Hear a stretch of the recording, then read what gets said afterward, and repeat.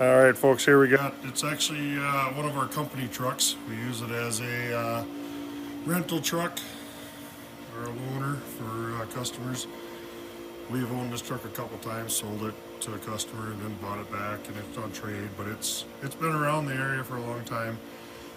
I'll look back in the records. We had in-framed it for the previous customer, and then when we acquired the truck again on another deal, it got a new clutch this fall, rear flywheel housing, and we pulled the front structure off and resealed the cam seals there. So the motor's pretty dry, and it don't have that many miles on the in-frame. So that's been completely apart.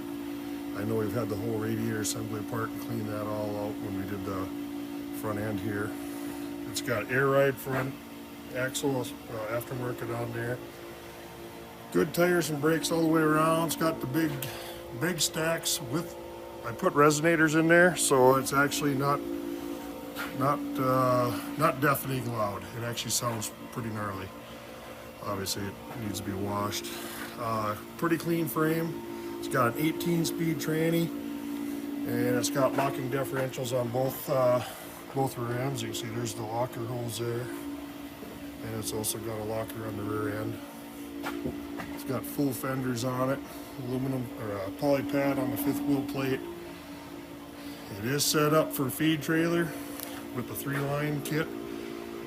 If you want to run end dump, or not end dump, but say a rear unload or a side dump trailer, you just need to run one of the pressures to the return, and it can run all those other hydraulic trailers.